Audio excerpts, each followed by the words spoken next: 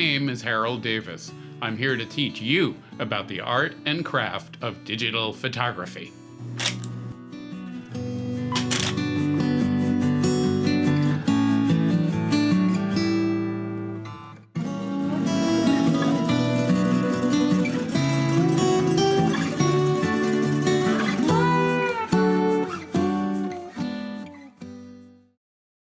Hello, everyone, and welcome to the Harold Davis Studio in Berkeley, California. We are so pleased to have you with us today. This is Copyright for Photographers. It's a free public service webinar, and we are very excited to have David Deal, an intellectual property attorney, as our special guest today. Most serious photographers realize that copyright is important, but the extent of how important is not always clear, and the details of how to obtain a registered copyright can seem shrouded in mystery. In this public service webinar, prominent intellectual property attorney David Deal details how to protect your work and how to proceed when your work is infringed.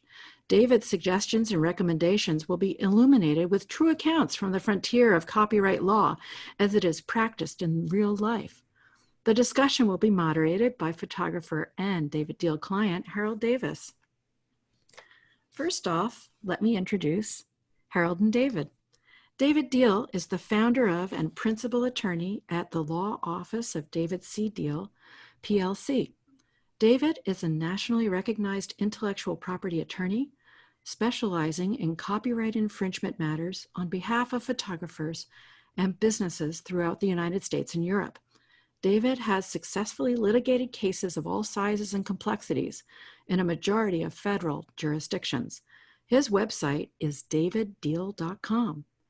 Harold Davis is a best-selling author of many books, including most recently Creative Garden Photography from Rocky Nook. He is the developer of a unique technique for photographing flowers for transparency, a Moab master, and a Zeiss ambassador. He is an internationally known photographer and a sought-after workshop leader. His website is digitalfieldguide.com. Now I will hand it over to Harold and David. Hi, guys. Hi, fellas. Good to see you. I want to say how excited I am to have my friend and attorney David Deal with us. He's a great expert in this topic, and I think this is going to be a very educational event. So without further ado, we have a very full agenda. I'm going to pass this on to David. Hi, everyone. I am, because we have we have a number of people that are signed on, and likely have photographers from kind of every level.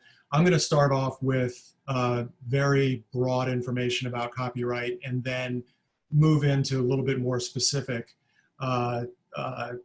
information about how to get things done, what to do if you think your work has been infringed, and what qualifies an infringement and what doesn't. So, David, let me just interrupt you for 1 second. One thing that Phyllis didn't say in her introduction was that David was a professional photographer of some renown before he went to law school and became a lawyer. And I'm wondering if you would mind starting this off by showing a couple of your images and talking about them a bit, just so people get a sense of how profound your involvement with photography really is. Absolutely. I'm going to attempt to do my best to share my screen here with everyone, just so they can see some work, and it might be a little bit. So I was primarily a portrait photographer that worked on assignment for magazines and advertising companies. Shot exclusively with film, almost always 4x5 film, which is it's not as common as it used to be. Some photographers still use the medium, but obviously digital is much more common these days. But just by the small sample of work, you can see kind of there's a kind of a stylistic difference between the results of something that's shot with a view camera as opposed to a digital camera. So this is Jane Goodall, shot back in 2005, 2006, I believe. And before I had children and had a family, I worked on a book of photographs of minor league baseball for a couple of years. And this is one of the images from the book. And this is shot with a Hasselblad using 120 film. This is another image from just my portfolio shot with color 4x5 slide film.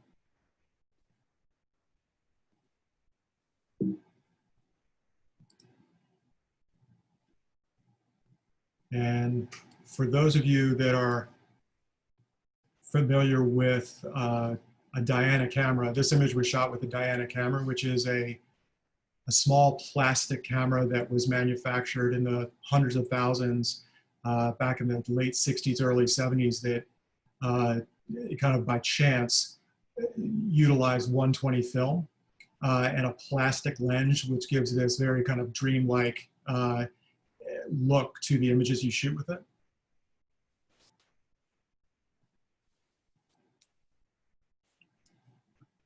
And this is Alan Greenspan, and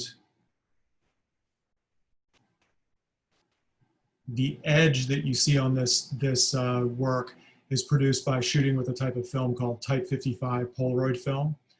Sadly, it's not manufactured anymore, but it's type of film that produced both a positive and a negative. So a traditional Polaroid positive, but it also, the result of shooting with Type 55 was you got a extremely high quality black and white negative out of the same shot, which is quite remarkable in a piece of film. This is Mia Hamm, shot on assignment for Washington Post.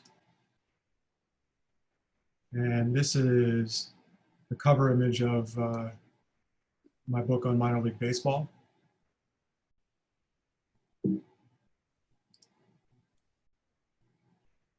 And I was lucky enough a couple weeks ago to have an image that I took of the late Congressman John Lewis featured in the New York Times. As many of you likely know, he wrote a letter specifically for publication after he passed away, with instructions to the New York Times to publish it. And unbeknownst to me, until I saw it published, New York Times licensed an old image from probably 15 years ago of John Lewis that I was hired to take. And this also was taken with a 4x5. Okay. So truly wonderful work, David. Thank you for sharing it with us. I appreciate it. We also have a comment from Edward. David, I love your cat. He'll stay put, hopefully, for the duration. Okay, so some very broad information about copyright infringement. Copyright infringement law fundamentally has changed only 3 times in the history of the United States. The last wholesale change was in 1976. There was kind of a significant but not wholesale change in the early 90s when the Digital Millennium Copyright Act was added to the existing copyright law. So in general, while copyright law has not changed much in the past 30 or 40 years, the universe of copyright infringement for photographers has changed dramatically in the past 20 years, more specifically in the last 10 years. Specifically, 20 years ago, without internet, without widespread dissemination of images, without high resolution cameras on cell phones, the universe of photographic copyright infringement was completely different. Now there are hundreds of millions, if not billions, of images that are in circulation online. That is entirely different from where we stood 20 or 25 years ago, where if you were a would-be infringer, or if you were someone who didn't know any better and you wanted to get your hands on an image that you wanted to use, you had to have a physical copy of it, or you had to have some kind of access to a high resolution version of that photograph. Now, I'm sure even as amateur photographers, most of you have experienced your work being copied without proper license or permission. It is widespread. It's the cultural norm, especially for millennials, to just go onto their computer, look at search for a certain kind of image they want on Google, and then copy it.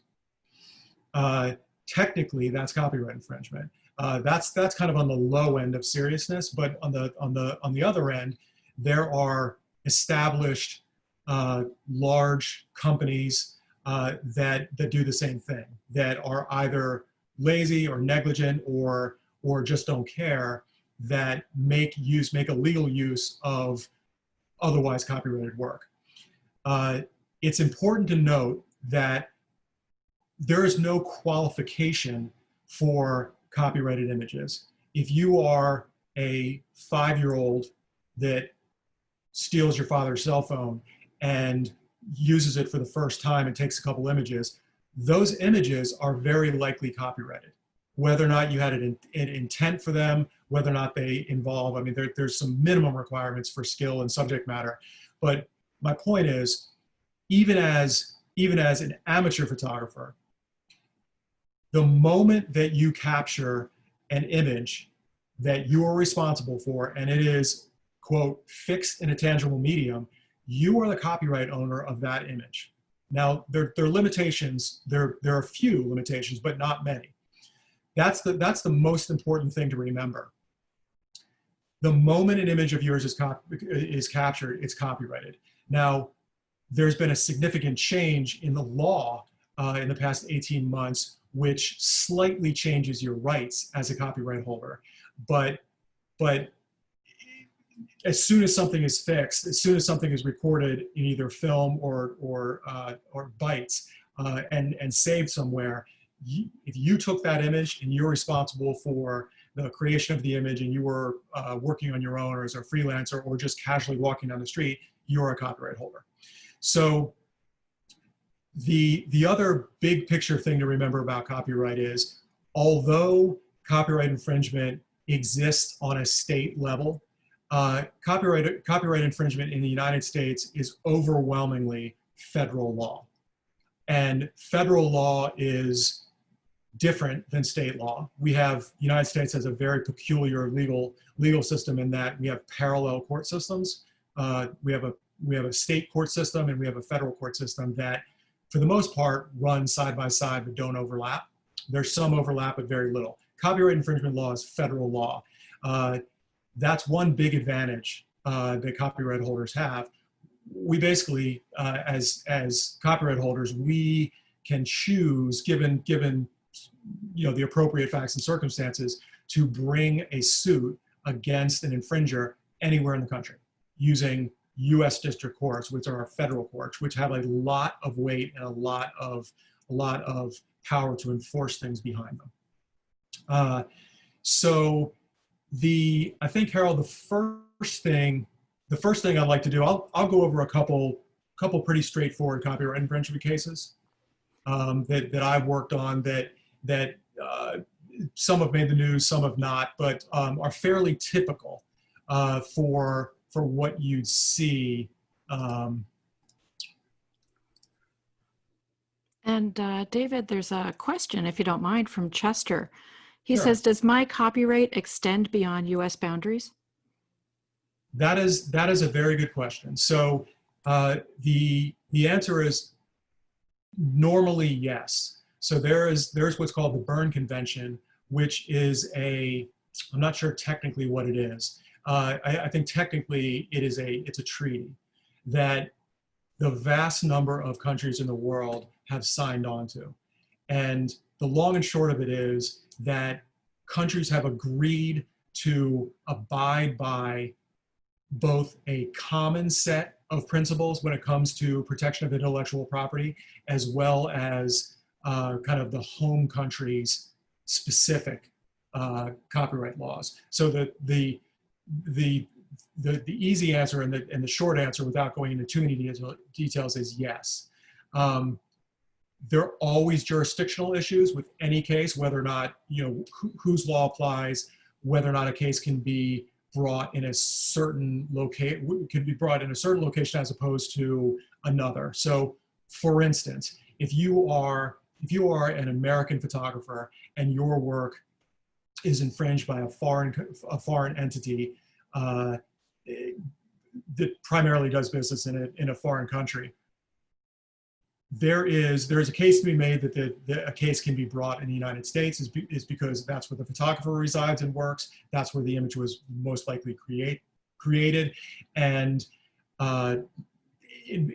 without going into too many details, if the infringer avails themselves to doing business in the United States, if they have an audience of people that go to their website in the United States, then they can be sued in the United States. So there are exceptions to this, but for the most part, yes. If a foreign entity infringes upon your photograph as a U.S. citizen, yes, you can more than likely have appropriate jurisdiction in the United States district court system, which is the federal court system. Let me just jump in with a quick. My experience is that it depends.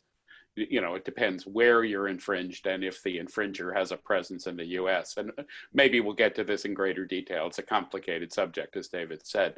I also want to throw out that we had a question. We're going to show, do I have to have a photo registered with the Copyright Office? And if so, how do I go about doing that? That's something we're going to get to down the line in this webinar. So hold your horses on that. And I also want to throw out a question. I'm not sure if it's a question or a comment for something for David to think about. Was it not a chimpanzee that had taken a photo? This is a kind of notorious case that arose recently and is quite interesting. And with that, I'm going to let David carry on here. Yeah, and Harold, do you want me to address that, or should we leave it?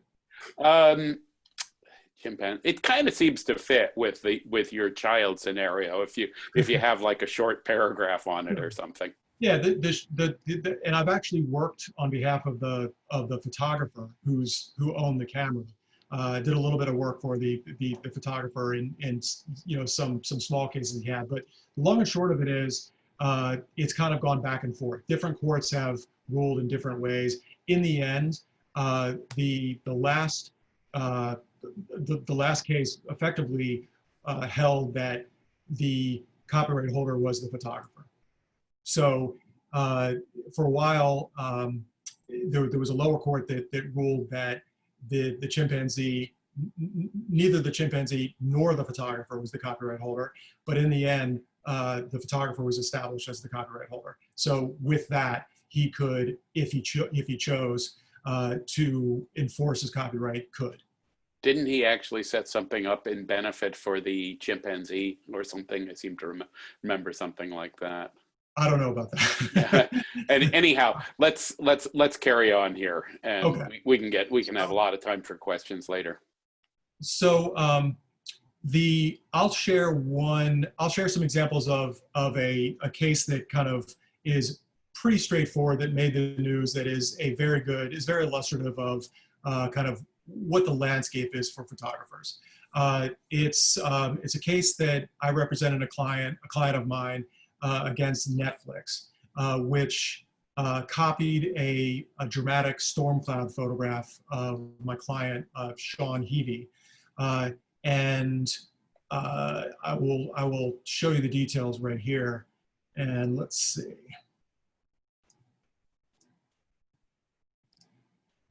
All right. So this is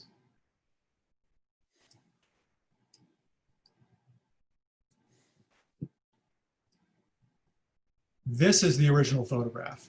It's not the best rendering of it, but I think you get the idea of how fairly spectacular the image is. this is the image that Mr. Heavey shot and copyrighted. And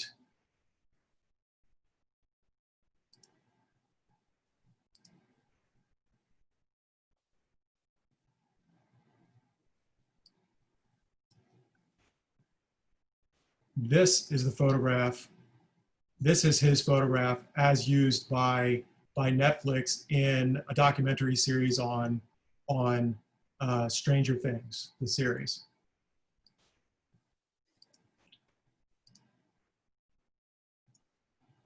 This is another example of the same storm cloud.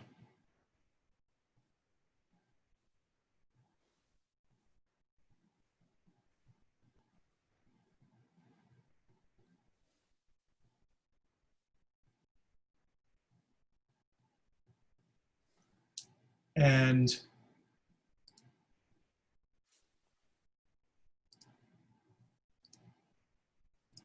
in a very unusual kind of string of events,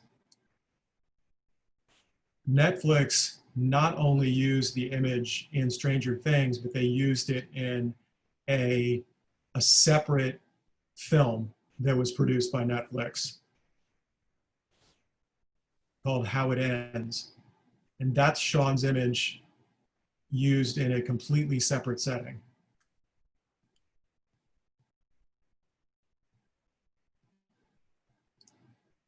Okay, so I'll make another. I'll put up some other examples of another case, but the most important thing to know when making a judgment about whether or not you believe a work of yours has been infringed is the very kind of the straightforward nature is whether or not it was copied at all.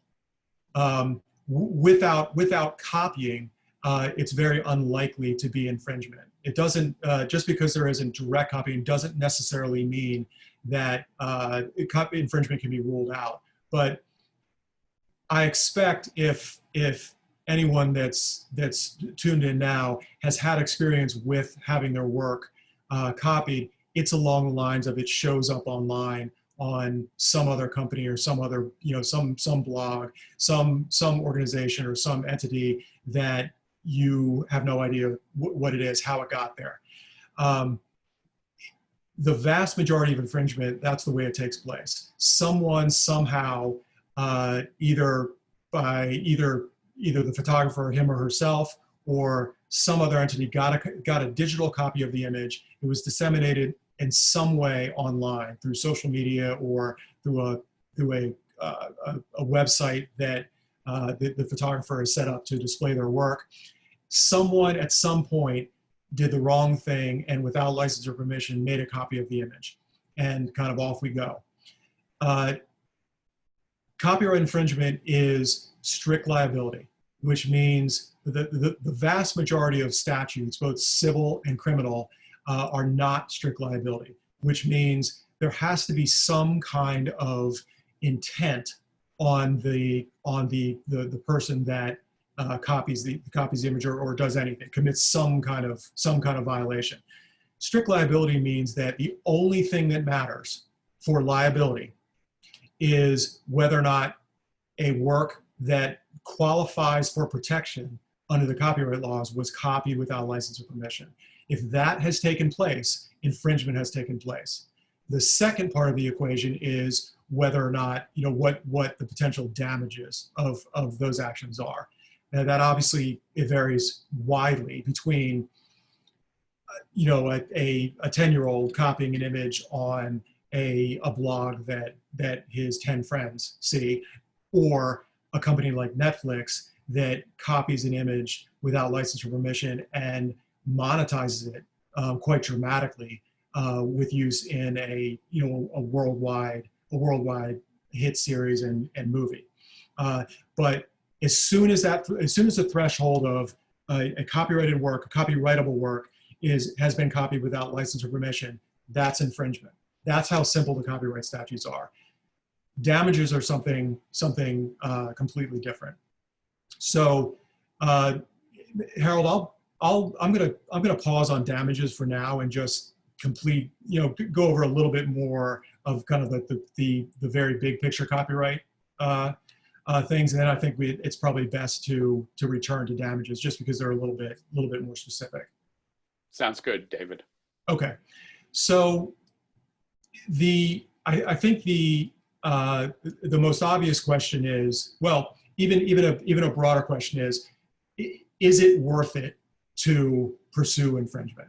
Is it worth it for anyone, an amateur, a semi-pro, a very serious, well-established professional to pursue infringement? I'm a little biased in this respect, but the answer is a definitive yes. So while copyright infringement laws benefit the plaintiff, there are certain advantages and disadvantages to the copyright statutes, but for the most part, copyright statutes benefit the plaintiff. It's a strict liability statute. If it's copied without your permission, someone has infringed upon your work. The disadvantage, or the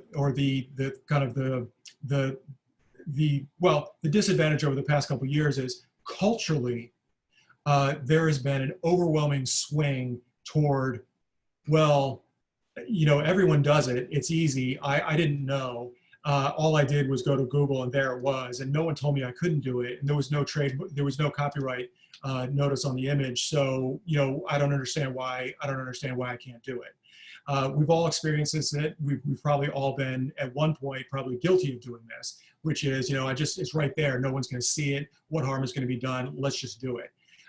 Unfortunately, that has the slow but steady effect of weakening the copyright laws, whether or not we like it or not. So the short answer is yes, it is worth for big picture reasons, it is worth pursuing infringement, because it slows the steady kind of path toward in the end, lawmakers deciding that the copyright statutes as they stand no longer represent kind of cultural norms. And that's something that as copyright holders, we want to avoid. So on that note, how do you, if you have a case of infringement, and if you are serious about enforcing your infringement and recovering the income and the value of the use that an infringer made of your work, how do you do that? The Copyright Office, which I believe, don't quote me, but I think it's copyright.gov, I believe. It is. It's all everything is programmed in by bookmarks these days, but I believe it's copyright.gov.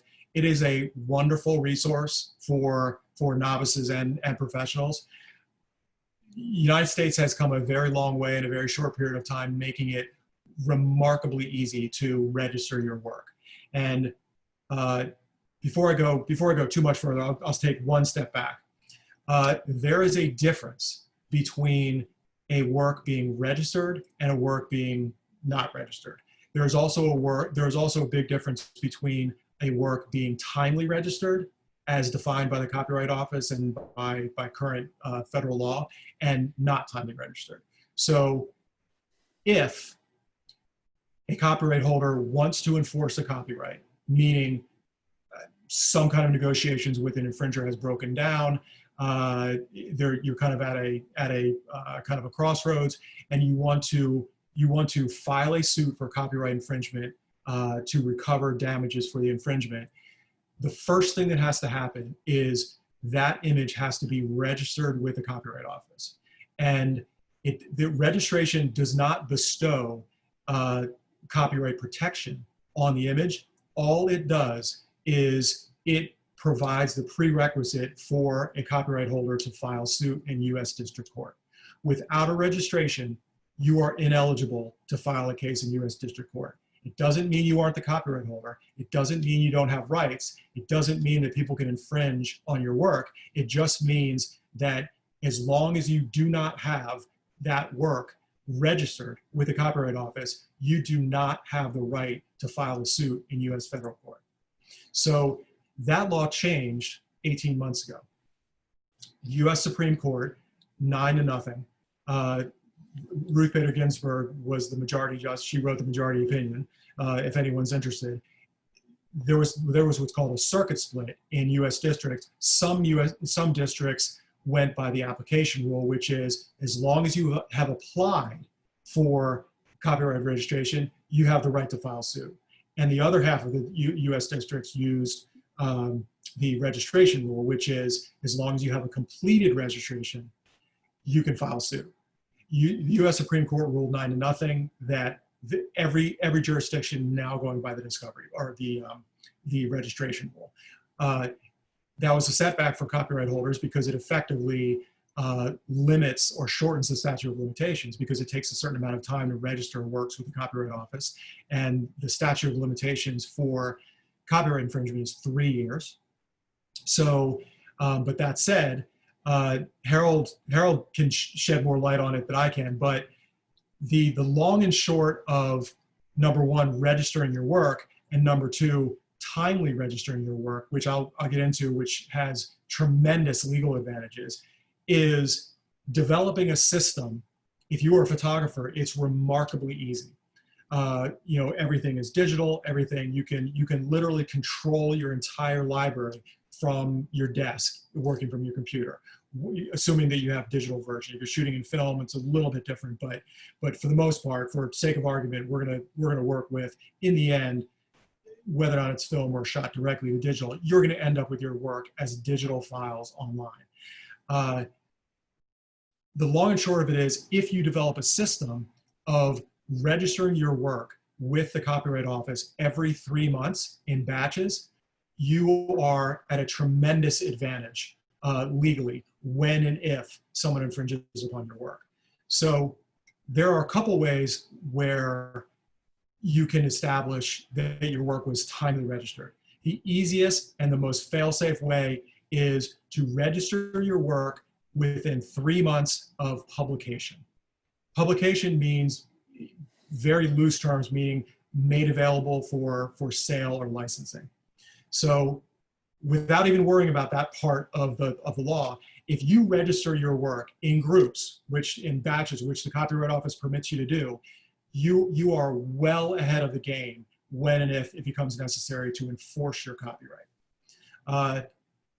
Laws about, the rules about registering your work in groups have changed a little bit over the last couple of years. Now, the common denominator when registering your work is that it must be shot in the same calendar year. It used to require some kind of common theme, subject-wise. Now there's no restrictions on subject matter.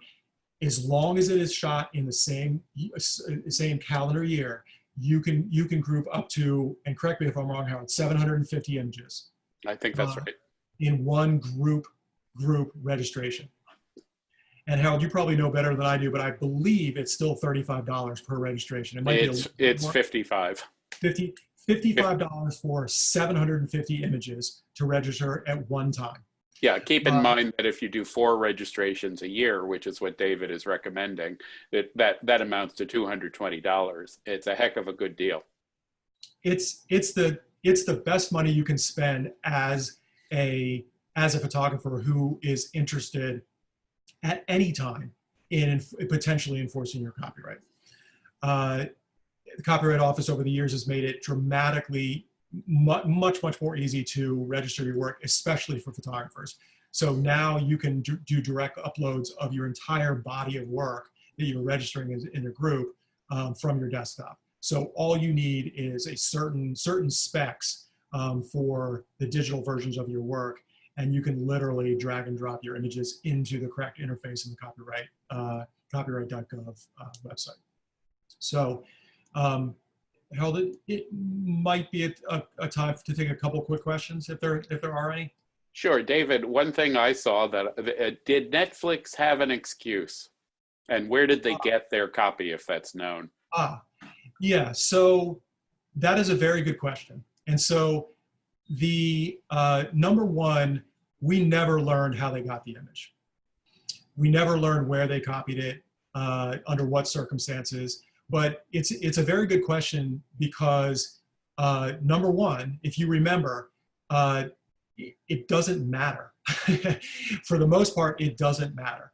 If you are a would-be copier and you push that button or you right-click or do a screen capture of what's on your screen without doing due diligence and identifying who the copyright holder is, the chances are you're committing infringement. Now, that illegal copy can sit unviewed for the next 100 years, but technically, if you copy something without license or permission, you're committing infringement. We never learned where Netflix got it, but that's kind of beside the point. That 100% of the legal duty to determine whether or not something is able to be copied without committing infringement is on the would-be copier. The copyright infringer has no legal responsibility to police copies of his or her work to make sure that they have some kind of identifying watermark on them. There are a lot of great questions coming through. I will say on this subject that what I've heard a lot is the intern did it. That seems to be a common refrain here. I hear that all the time. I hear that almost on a, not quite a daily basis, but certainly a weekly basis. I hear that all the time. And my response is always, well, assuming that's true, how does that change the equation? It doesn't. Netflix, we'll get into it. I think we'll get into it in a little bit more detail a little bit later, but Netflix has had some very novel defenses, but the most common by far defense that infringers use is fair use. And fair use gets thrown around by everybody. Everybody thinks they know what fair use means. The average person on the street has probably heard about fair use. Fair use is in fact quite narrow. It sounds good and it sounds very equitable and it sounds like it's very broad and that it might apply very liberally to use. It doesn't. Fair use is quite narrow. David, why don't I throw a few more questions at you and then why don't we go into fair use? Okay. Because that is a big topic.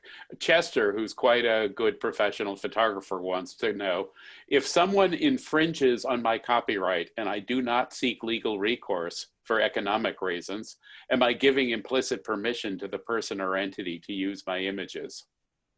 No, that's a very good question. So your question probably, I would guess there's some overlap between trademark and copyright. Not a lot, not as much as you think, but that is very much a trademark legal issue.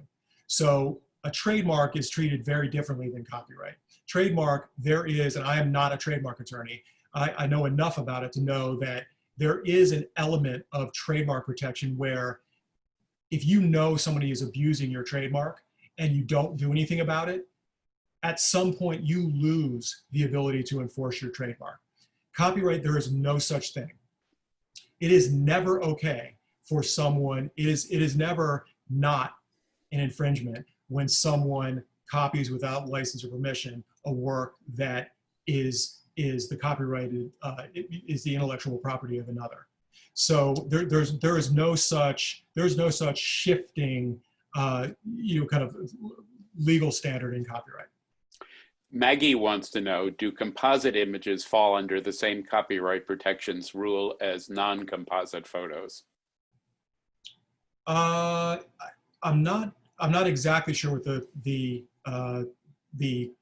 question entails, but I think what she's saying is look, I've made an image that's got 2 or 3 sub-images. Can I copyright the whole thing as opposed to individually? And the answer would be yes. Yes, the answer is yes. There are thresholds for copyright protection. Wendy points out that she's editing images from 2005 and uploading them to the copyright.gov site. And I think this is a question. She's asking, is she creating them now? If they exist in some kind of form, if they were captured in 2005, then no. I mean, unless you're combining some. Or modifying substantially, I suppose. Yeah, if you're altering the image and effectively creating a new original work, then possibly. But if you're making, let's say you're making adjustments in contrast and brightness, and you're throwing a filter on your original digital file, probably not. But if you're putting 10 or 12 together and significantly changing the visual makeup, then yes, you're very likely creating a new original work that whose date of creation is when you're doing it, as opposed to making some small adjustments to a digital image that you captured 15 years ago. And this leads us to fair use pretty easily as a last question for now. Tom wants to know, what about educational use? So this is, everyone is right on. I mean, these are the images that are just spot on. This, within fair use, educational use, or at least the claim, the assertion that something is used for educational purposes, is probably the most common kind of sub defense within fair use, which is, and I just pardon the chuckling, but I have lost count of the number of commercial entities that assert that their blog that is on the commercial website is somehow educational use. So I'll tell you right now, that's not the definition of educational use. Educational use is, for instance, the classic example of educational use is if you are a professor, or you're a teacher, or you're some kind of leader of some kind of class or seminar, it is okay to copy certain copyrighted works for display and for use in your class. That's about the limits of educational use. Companies that use images in books, and even I've been opposing parties that are news organizations, claim educational fair use because they claim the article is for educational use for the readers, or a book publisher, the book is clearly for educational use. That is not educational use as defined but in current case law. Educational use is very narrow. It means if a copyrighted work is used as an example in a class, a seminar, some kind of setting where it's effectively impossible to get the lesson that is trying to be imparted on the students out without showing the image. Would that include printed materials distributed as part of the educational? Yes. So it's not as broad as a professor can. Well, yes, it does include, but it's not as broad as displaying the image in some kind of projected image during a class or during a presentation. Printed material is a little bit more restrictive, but it's still very, very narrow. Yeah. Okay, perhaps this is a good time to segue into what is the fair use exception to copyright infringement? What are the standards? Okay, so there are like a lot of things, and this is kind of what it drives everybody in the legal field crazy, including myself sometime, and opposing counsel as well, is there are a lot of very clear definitions of what is right and what is wrong, or what is a violation, what is not a violation, not just in copyright, but in any kind of statute, criminal or civil. Pretty much people know where the lines are. Fair use is not one of those. Fair use is very flexible.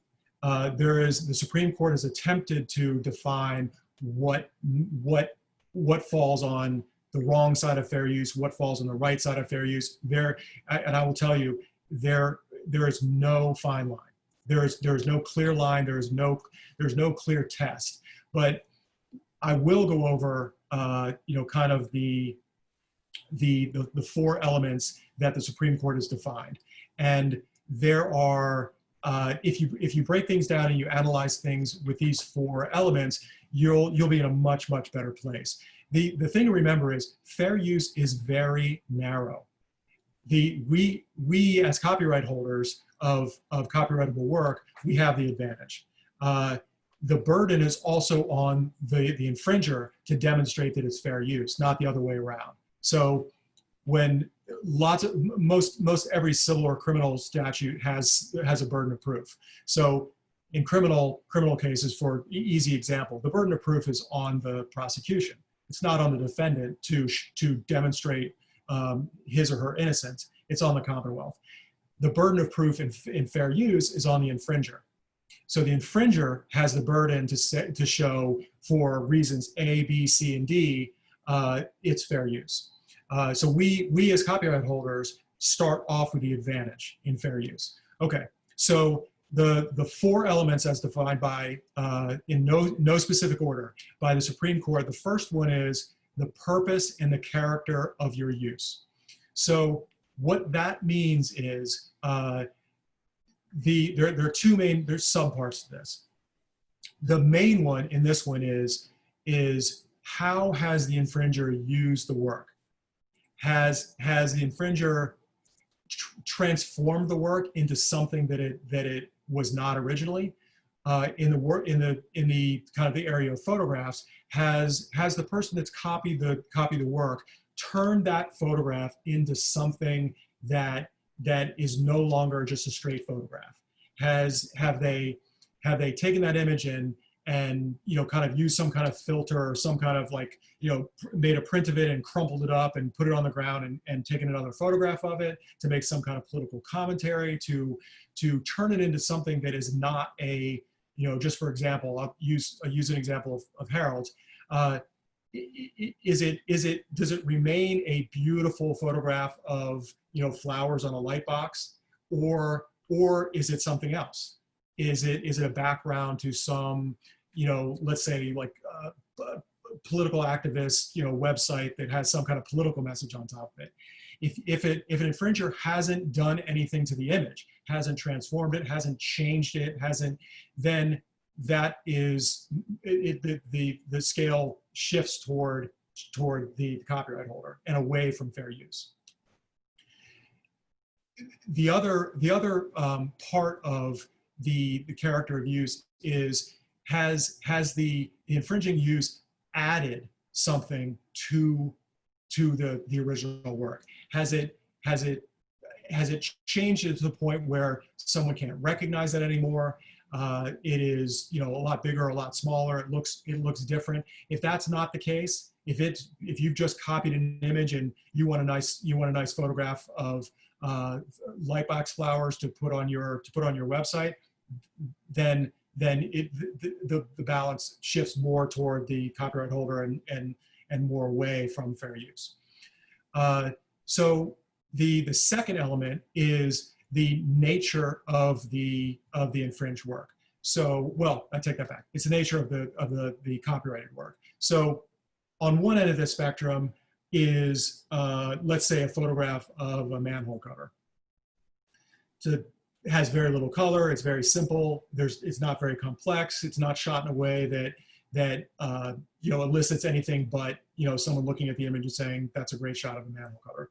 On the other end of the spectrum is, I would argue, some of Harold's work, or something that is not easily done, something that requires a tremendous amount of skill, or you happen to be the photographer that is in the right place at the right time and takes a photograph that nobody else can ever hope to capture again. Some historical event, you got lucky, and some quirk happened in your camera that provided a certain kind of image that cannot be reproduced.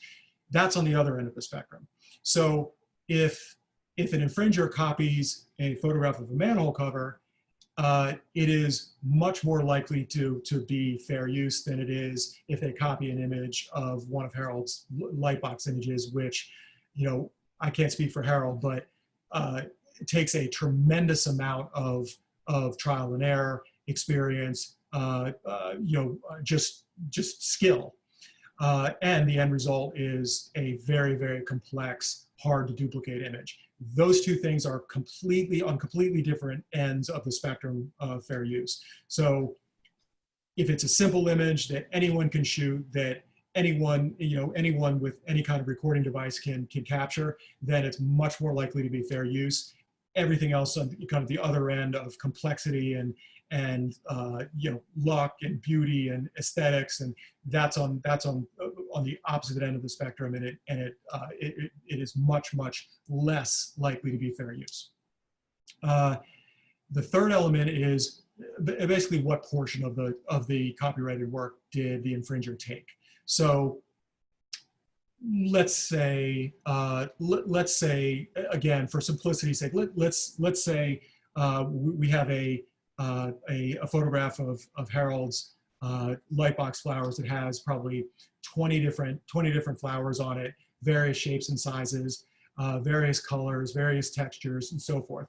And an infringer copies the entire thing. They go in, wherever they got it, they saw it online, it's a high-res version, and they made a screen capture from corner to corner of this image. They didn't leave anything out, and they just copied it, and they just took it, and they used it, they put it on their website or printed material or wherever. That is almost, I mean, there's no way that can be construed toward fair use. That is a wholesale, unedited copy of the original.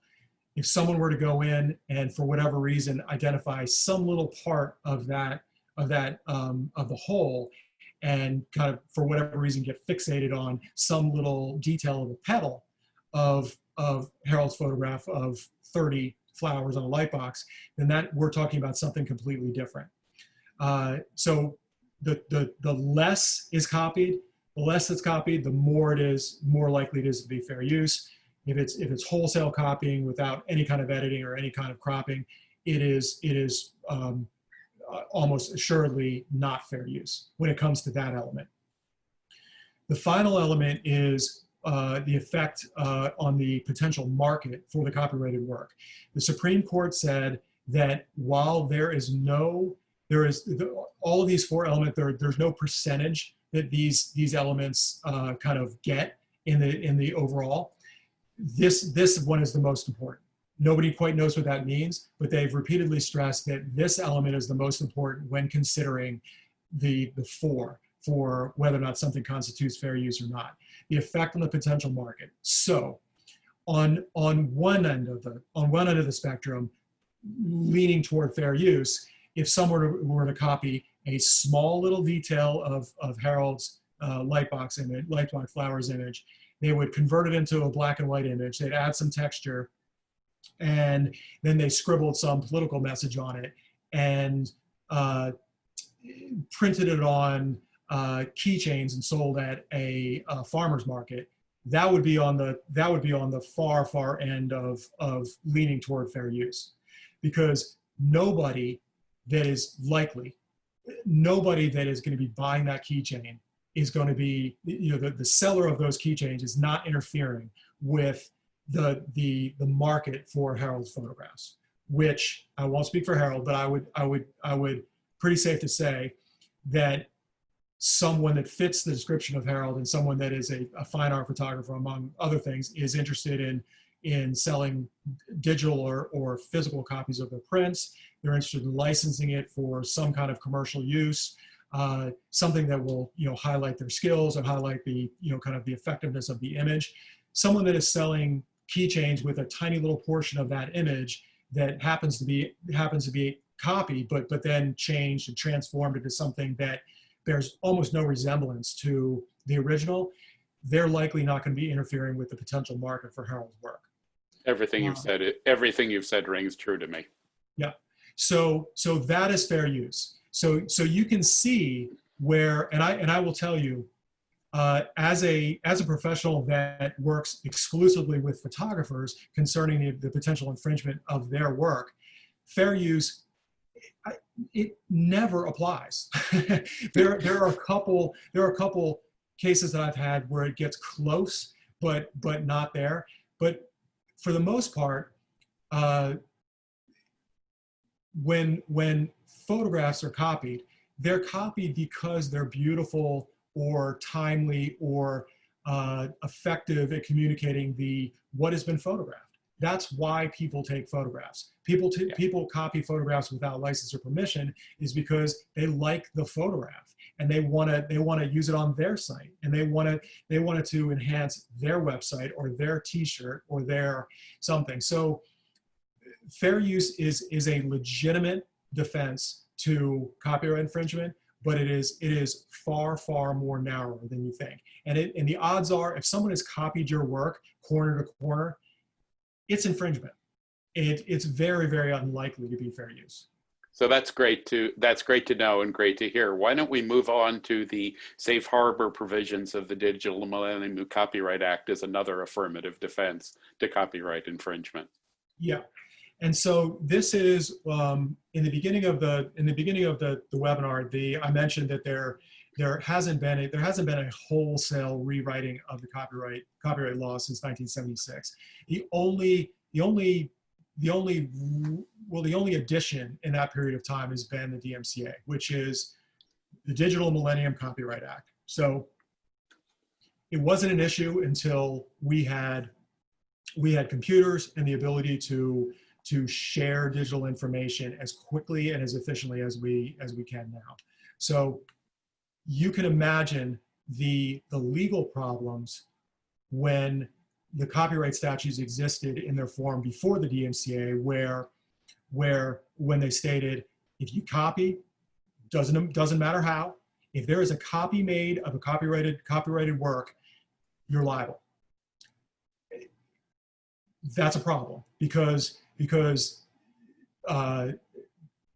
service providers, which is the legal term, like Verizon or AT&T or I'm not sure, whatever kind of telecom company is the actual holder of the digital information that's being transferred and being held on servers, is technically, prior to the DMCA, was technically a copyright infringer. And that creates a really big problem. So the DMCA carves out this defense to, quote, service providers. That is the legal term. Service providers, back in the late 80s, early 90s, meant exactly what I just said, which is these third parties that have no interest in the information that is being transported on their systems. They're merely a conduit, and the DMCA was quite fair in that regard, that exempted these service providers. Now, there are qualifications. Just because you're a telecom company doesn't mean you're exempt from any kind of copyright infringement. But there are elements that you have to meet to qualify as a service provider. In my opinion, the definition of service provider has been dramatically increased to include entities that don't deserve the protection. In general, to qualify as a service provider, you need to be, the number one thing you need to do is you need to register an agent with the Copyright Office and display it. But you both have to register it, so you're on file with the Copyright Office, so someone, if they're interested, can look you up. But also you have to display it on your website. And so companies like, I'm going to use Verizon as an example. I guarantee you, Verizon, somewhere in their online universe, online presence, there is a page dedicated to DMCA.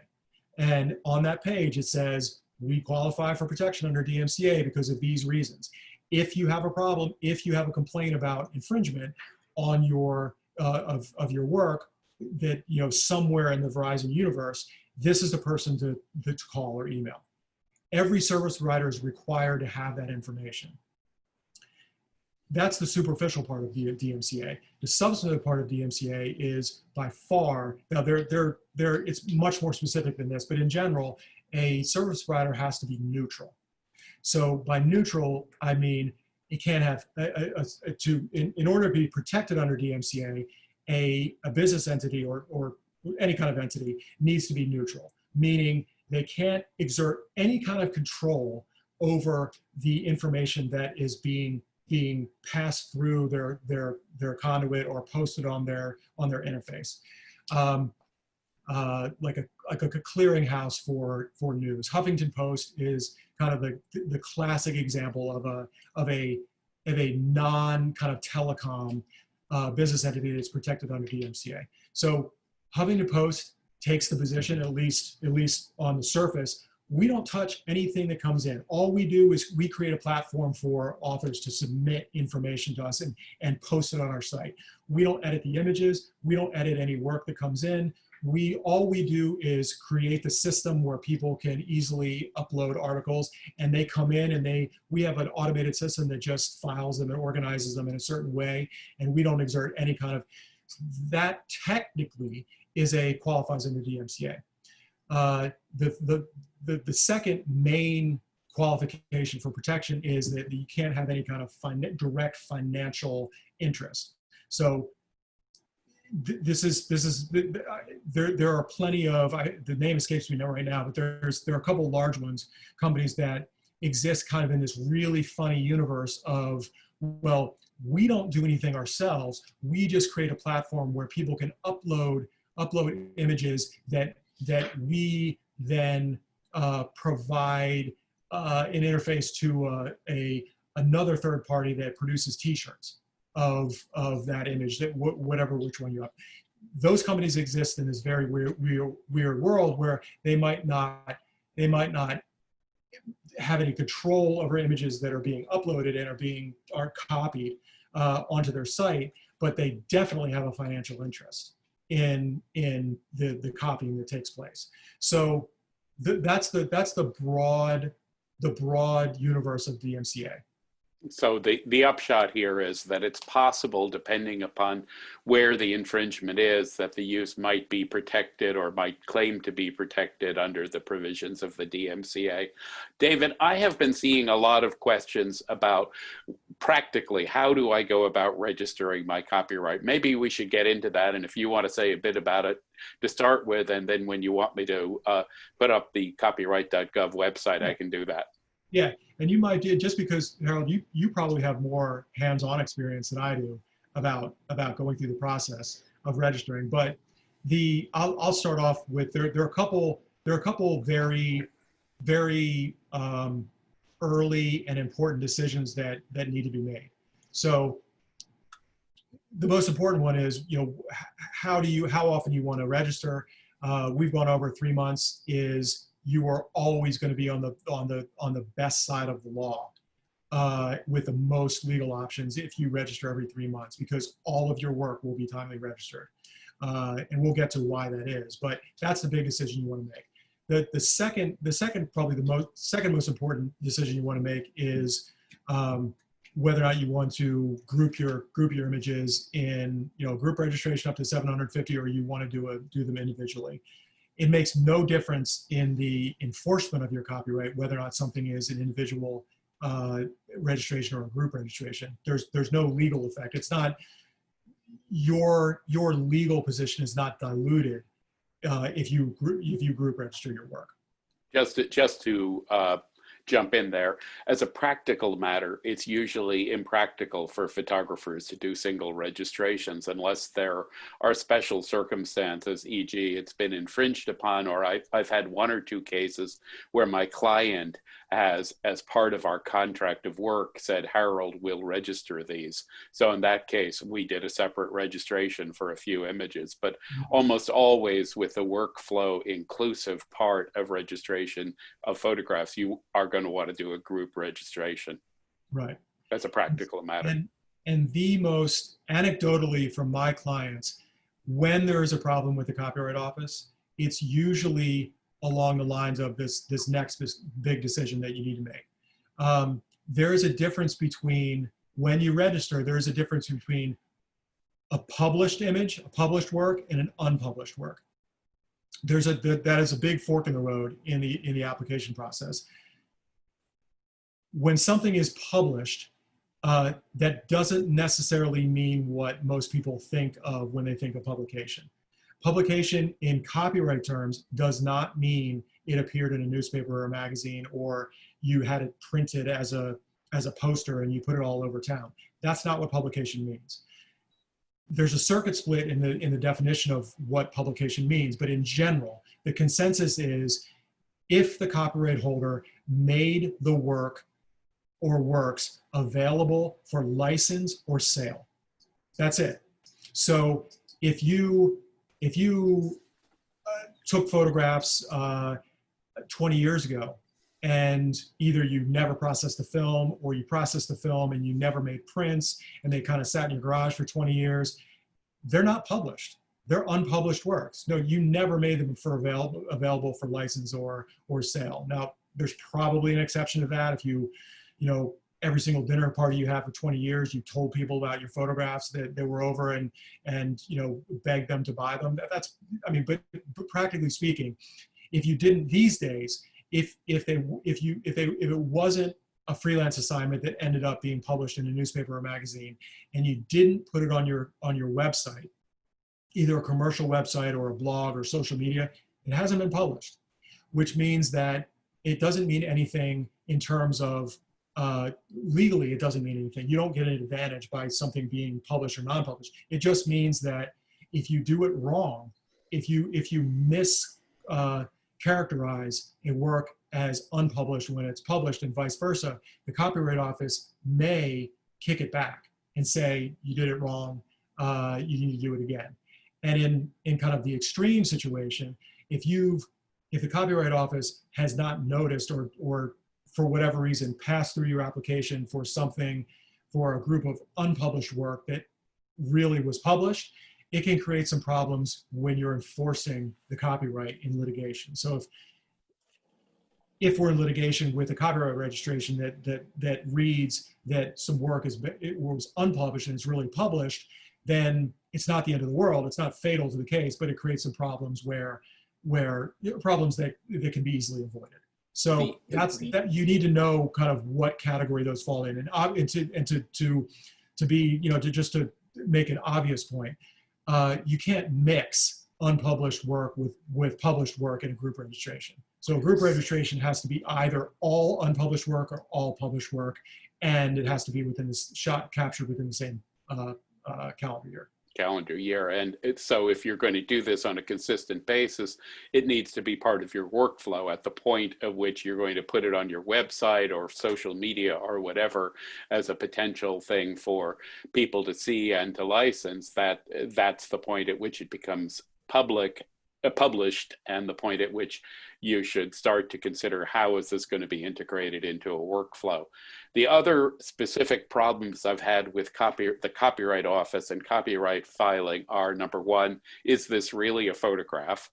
Okay, and with some of my work, I can understand why that's been a question. And two, does the work include derivative works within it? Which is an okay thing to happen, but you have to note it and disclaim and say that you're not claiming the derivative works as your own, as part of the application. And if you don't do that, it's going to get bounced back at you. And the worst thing about getting bounced back is that you lose your fee and you have to fix whatever it was and file again. So there you go. And by the time you fix it and refile, you might not be within the 3 months and timely registration. So exactly. Yeah. So before we get to the Copyright Office, if people don't want to do this nitty gritty themselves, do they have options, David? They do. So there are most attorneys will do it, most copyright attorneys will do it, or at least kind of provide a primer for doing it. But a company that Harold and I both work for is a really good example of a company that's kind of filled this niche. A lot of, I'll speak for myself, and I'm not sure if I'm speaking for Harold, but I'll speak for myself as a former commercial photographer. The last thing I wanted to do after shooting was to sit down and spend time registering the work. Going through the trouble of doing all that, and that's completely understandable. So the company that Harold and I work for is called Pixie. It's not the only one that does it. Pixie is spelled Pixsy. and they are kind of a company that performs a lot of different functions for creative professionals, specifically photographers, or an emphasis on photographers. But they have a system where a photographer answers a couple questions and performs a couple actions using the Pixie interface, and Pixie acts as the photographer's agent in terms of the registration, and files the registration on behalf of the photographer, which is perfectly fine. There is a spot on the copyright.gov website where the person or the entity that is registering the work is asked whether or not you're an agent, whether or not you're the copyright holder, or whether or not you're agent. I serve as an agent for some of my clients to register their work. It does not dilute your standing as a copyright holder. All it does is it creates a kind of a note on the application where a third party is standing in as your agent to register the work. And in some cases, attorneys can be agents and do this for clients as well. Some attorneys do that. David, just to clarify, Pixie works for me. I don't work for Pixie. Correct. I want to clarify ask you to clarify one other thing I see in the question box, and then I'm going to pull up copyright.gov. And that is, what exactly is the import of the 3-month limit? In other words, why is doing it every 90 days a good idea? Okay, so the copyright statutes, first of all, I encourage, if you haven't already looked at them, I encourage you to look at them. They're short and sweet. That's the beauty of copyright law. It is not a complicated group of statutes, but they start at what's called the U.S. law. U.S. statutes have what's called a title and then a section. So if you were to look up 17, that's the title of U.S. code. So 17 USC, which stands for United States Code. Section 101, that's the start of the copyright statutes. It goes all the way, I'm not exactly sure. Section 504 is the copyright infringement, the statute that defines copyright infringement. 101 is kind of the definitions of what qualifies for protection, what kinds of work, so forth. So the very significant fork in the road in copyright law, and it is timely registered work and not timely registered work. If you qualify as a copyright holder, if your work qualifies as timely registered, you have a completely different set of legal options that is available to you than if it's not timely registered. If your work is timely registered, you have the option, you are not obliged, but you have the option of selecting what's called statutory damages if and when you're forced to litigate. Statutory damages are prescribed exactly how they're described. They are damages prescribed by statute, as opposed to actual damages that have to be demonstrated by the plaintiff. Statutory damages in copyright start at $750 per incident and go up to $150,000 per incident based on the severity of actions by the infringer. And attorney's fees are relevant also here. That's correct. Not all civil statutes have an attorney's fees component to them, but the copyright statutes do. It's not mandatory. Very few things are in the United States federal system, but the fact that they're specifically the possibility of attorney's fees are written into the copyright statutes is a big deal. That is a warning to all parties that might find themselves involved in copyright infringement litigation. That means if you are the party that is on the wrong end of things, not the normal wrong end of things, not a legitimate, understandable legal dispute, but if you are either the party that brings a frivolous lawsuit for copyright infringement, or if you're the party that's defending a very clear, obvious matter of infringement, and you draw it out and you force the plaintiff to expend a lot of time and money, and you lose, those two extremes, the the section in the copyright statute that addresses attorney's fees is a warning to either party that if you are one of those on the opposite end of the spectrum, you might get stuck with attorney's fees. And that's there for a specific reason to try to sharpen arguments and try to limit the number and kind of the scope of the type of matters that are brought before federal court. So in general, that provision favors the plaintiff. Copyright law favors the plaintiff in general. There are some exceptions, but that is there, and the attorney's fees is generally, when it's utilized by a court, and it is by court, I mean a judge, when a judge rules on attorney's fees and awards attorney's fees, it's usually on the plaintiff's behalf. Not all. 90 days from publication, David, and or 90 days from finding an infringement. Correct. So okay, so the second point's important too. All is not lost if you didn't register it in the first place. That's great, and I'll correct you a little bit because it's okay. Short. Please. So 90 days, you have, as a copyright holder, you have a free 90 days to register your work. Not from capture, but from publication. To be on the safe side, if you register your work 90 days from the time you captured it, you are always going to be on the good side. You are always going to be on the good side that gives you more legal options. If you have not registered a work and you register it post-infringement, you can still get on the good side if you register within 1 month. So if you see an infringement, if you notice an infringement and you register your work immediately after you discover an infringement, within 1 month, you will also get the benefit of that part of the law.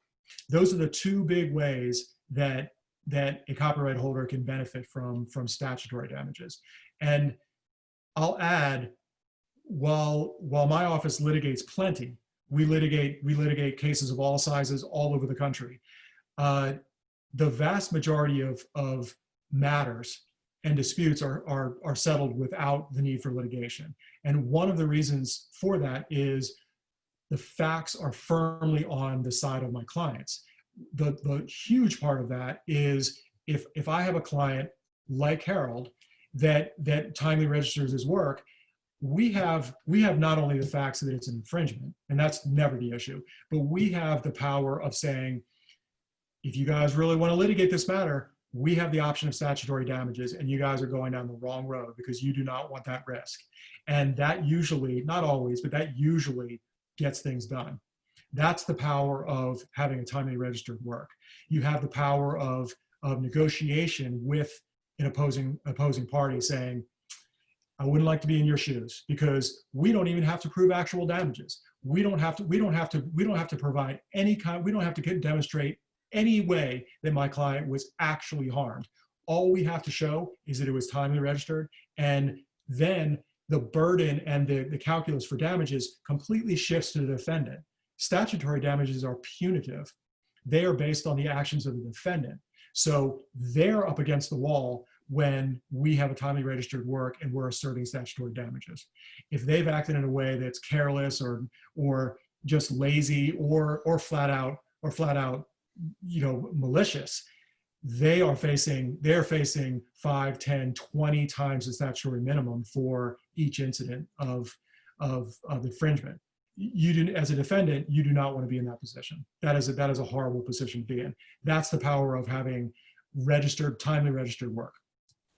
Okay, so just to clarify, if somebody registers after the 90-day period, but before an infringement happens, they're still okay. That's correct. That's the third way. That's the third way you get statutory damages. All right, let me proceed to pull up the copyright.gov screen and share my screen, if that's okay with you, David. Of course. Okay. See, it comes right up, copyright.gov. So everybody see this here? What we should first look at is, let's see, where is it on here? We should first look at how you look through the copyright register. And where's the search on here, David? The search is on, usually on, I have it bookmarked. I'm pretty sure it's on the right-hand side. No, it's not research. It's chat is offline. Rulemaking, copyright events, searchable data. No, that's not it. Ah, here it is. So let's put in, for the heck of it, Davis Herald and see what comes up. Okay, and this would be name. And I'm clicking begin search here. And we've got a fair amount of stuff. It's, let's see, for example, let's go to the next page here.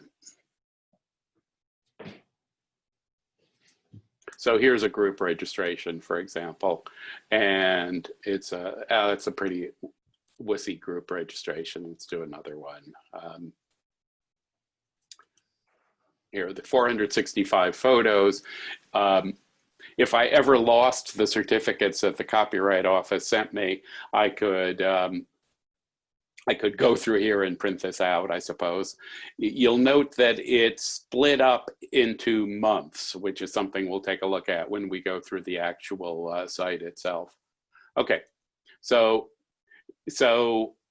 one of the things I've got obviously a lot of copyright stuff here, and some of it are books. For example, this is for my fairly recent second edition creative black and white book. A lot of them are books, not groups of photos, but the most important ones to me here are the groups of photos. Okay, so back out to the site. If you want to register a copyright, you go into register, and then you log in, and hopefully my login still works. Okay, so I've got an open registration that's going through. You can see that in the on the right hand pane there, and I would second what David said, that probably no photographer really wants to be spending their time doing this stuff. So the way you really have to go about this is to put it as part of your workflow. And there's no one way to do workflow, so there's no one way to do this. And also having a teenager in the house who's willing to help you with it for perhaps their cell phone bill or something like that is a good thing, because there is a bit of work. Anyhow, under other registration options over here, you can see register a group of photographs. So that's what we're interested in here. So it gives you pretty good instructions. You're gonna have to you're gonna have to file the application form, pay the fee, and upload or mail in a copy of your work. It turns out that uploading is the way to go. When I first started doing this, you were sending them a physical deposit, usually by burning a disc, and that was a true pain in the side. And this is much easier. So here's the fork in the road that David's been mentioning. Really important fork. Mostly, I think published is probably going to be the way to go here for most people. And here are the various things that you're warranting here. You can read through this and should be careful about it. We're created by the same author, so that's a point that hasn't come up yet.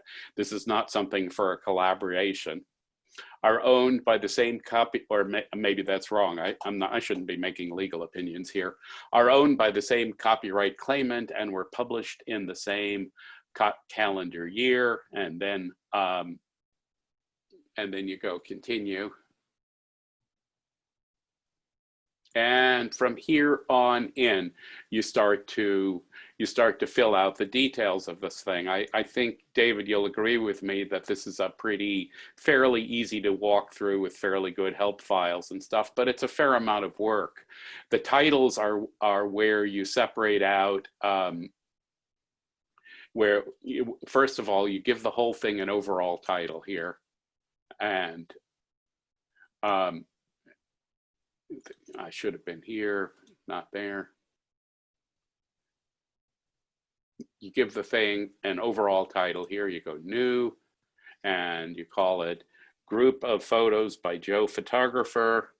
And I usually put a date in my title. You by now, you know the number of photos. You have to pick from a drop-down list for the number of photos. You have to put the year of completion in, the earliest photo, the latest photo, and generally speaking for us here, it's going to be the United States. And then it's not required but recommended that you put a subtitle in with the title of each of the photos, one for each month. So you do that again by hitting the new button, and then it will let you put in a separate title document that has the list of the titles. So eventually you're going to go through all this. You're going to say you're the author, you're going to say where they mail the certificate, you're going to say, no, I don't want to pay you extra for special handling. You're going to certify that everything you've done is the truth, and you're going to review your submission. You pay them the $55, you go to another screen, and there you upload the JPEGs for your photos. You also upload either a PDF or an Excel spreadsheet that has all the titles of the photos and their publication date in an approved order, and that gets uploaded also. Generally speaking, I have found the Copyright Office to be quite helpful in submitting when it isn't opaque. The website is relatively easy to use, and that is about what I have to say about this right now. David, is there anything you want to add to this? Yeah, I just noticed while you were doing that, Harold, I clicked on some of the comments, and some of them are worth kind of going back over. Mm-hmm. So the one I noticed is from Kay, is a website. I think that's supposed to be considered published. So a website, it depends obviously, but for the most part, yes. If you are a photographer and a copyright holder of images, and you put them in any form online, you've crossed the line of it being published. And it's not in a magazine, it's not in a newspaper, it's not in an online, kind of third party. But it's, if you've put an image, if you've made an image available for viewing to someone other than, your immediate family, then it's likely published. The definition, again, there's no hard and fast definition, but the consensus is if a copyright holder has either made available for copying or sale, then it's published. And so that's, everything else being equal, your work is likely published. If you're a photographer and you've shared it with someone in any form outside your immediate family, that includes friends. If you posted it to social media, you are publishing your work. Now, it doesn't mean that you have to explicitly say these images are available for copying and sale, but you are in effect by making a selection of your work. You took 100 different pictures at a national park with a really great view, and you chose one or two to put on social media to show people where you were. You have published that image. There's nothing in your language, there's nothing in your post that says, oh, by the way, prints can be purchased for $10 by, sending a check to my address. That's not the threshold. It is make available for copying or sale. So if you're putting it out there and there is not even explicitly a permission for someone to say, oh yeah, that's a great image, I'm going to share it with somebody, that's publication.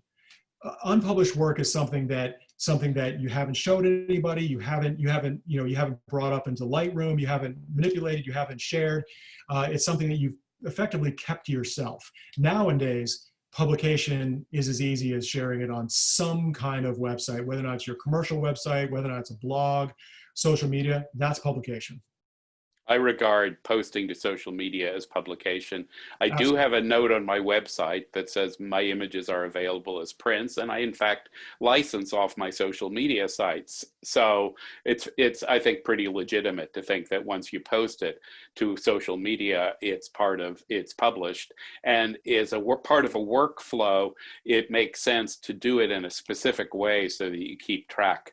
Chester, I want to clarify: title each individual image. The titles within the copyright filing, you add a new quote title page per month, but those should list the titles of the image, and those image titles should correspond to the title of the JPEGs or PNGs that you're uploading to the site as the deposit.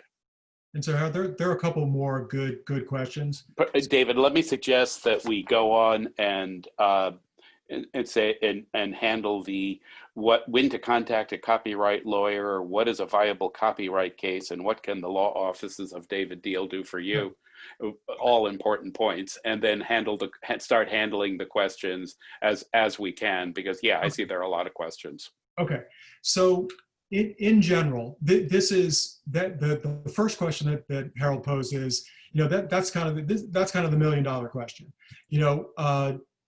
When if at any time should a copyright holder assert their copyright? You might very well, an amateur photographer, probably very unlikely for a commercial photographer to experience, a lifetime of shooting without some infringement. I mean, that's an impossibility. But if you're an amateur photographer, even a semi-pro, you need to, the first thing you need to decide is whether or not it's worth the time and trouble, because there's like anything there, there's a cost in time and money to enforcing your copyright. In the grand scheme of things, it tends to be on the lower side. It tends to be pretty low maintenance compared to property rights per se. I mean, like real property rights, not intellectual property.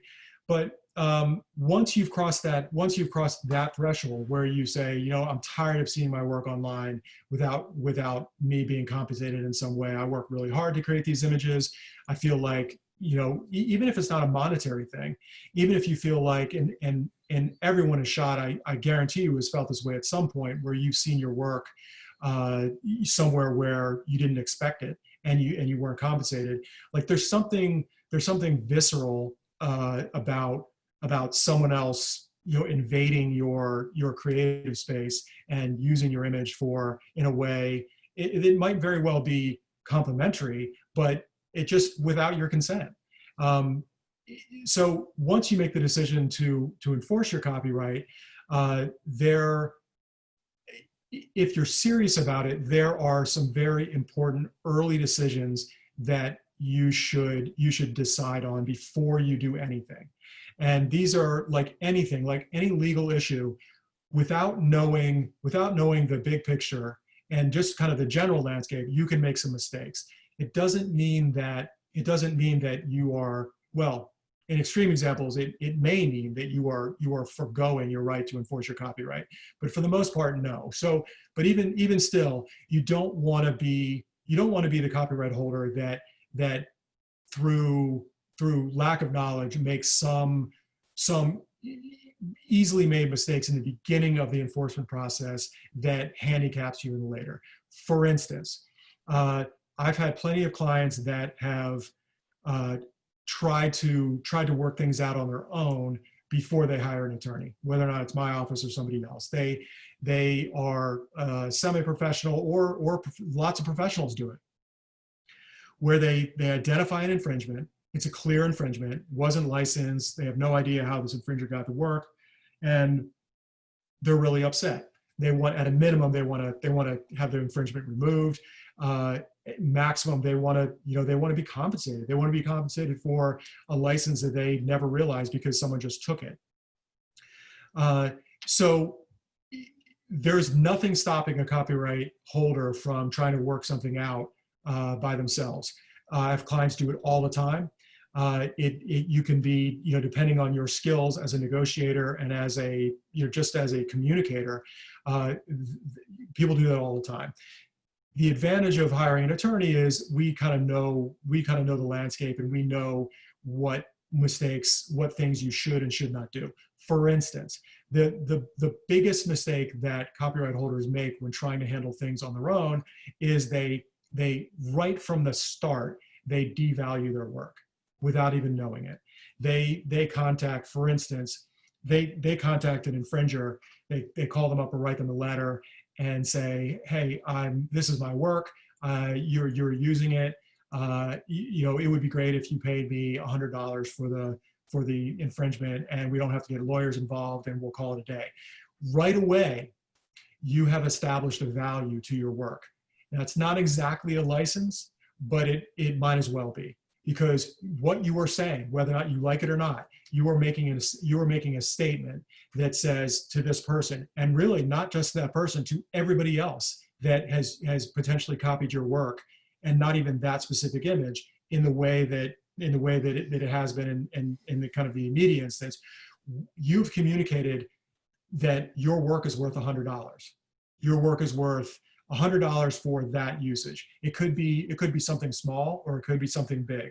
That is by far the worst mistake you can make. So let's say that the copyright holder's initial foray into trying to handle things is not successful.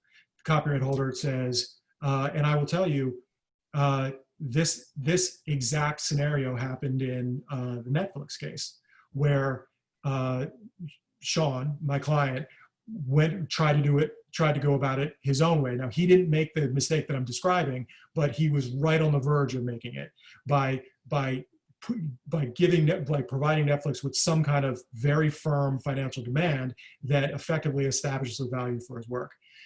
That's what you want to avoid. You want to avoid putting any kind of number on your work, because it's usually low. Unless you're a commercial photographer, and even commercial photographers make the mistake of undervaluing their work. They're like, oh, it's no big deal. Look, I just noticed this.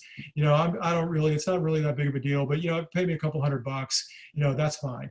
The problem with that is that information is can not only be used against you by the party that you're contacting, but it's discoverable information in any other future case that involves the infringement of your work. So by discoverable information, if you end up developing and evolving as a photographer, and turning into someone who has, at the end of your life, has 40 years worth of beautiful, valuable work, and at some point you have represented that it's only worth $100, that communication is discoverable in litigation. If you have a case a year, 10 years, 20 years down the road, some good opposing attorney is going to say, what do you want me to do? Like this is a $100 case. Your client said, your client, he was the one that established $100. Why should we, why should the court believe that it's worth anything but $100? That's the biggest mistake you can make. I will say the vast majority of cases that I handle get settled. And that means they get settled right away. They get settled with a little bit of negotiation, but litigation is not necessary. The involvement of an attorney that specializes in intellectual property, it just knows what to say, how to say it, what language to use, and how to leverage the situation. I know I can, with a few exceptions, size up again, and any good intellectual property attorney that specializes in photography can do the same thing. I can look at a case within 5 minutes. I can tell you, number one, if it's a viable case for the most part, if it constitutes infringement, and number two, where in the spectrum, what are we talking about? Is this something that is a statutory damages case? Is the infringer a repeat infringer that has a history of using people's work without paying for it? Does it fall in kind of just the average one-off category where, you're talking about actual damages of, $1,000 or so? That's the value of an attorney just from the get-go.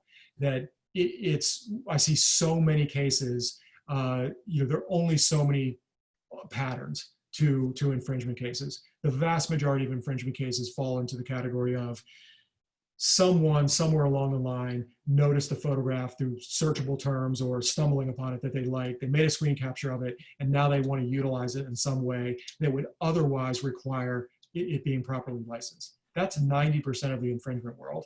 And there is absolutely nothing wrong with an infringer handling something themselves and asking $100 for their work.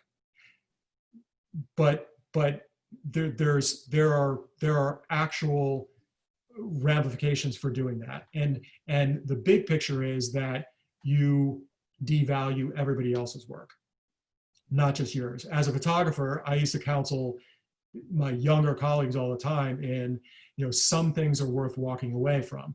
A magazine that offers you $100 to shoot, to do a job may not be something you want to take, because you're devaluing your work, but you're also devaluing the market's work by accepting that your work is worth $100 per shot.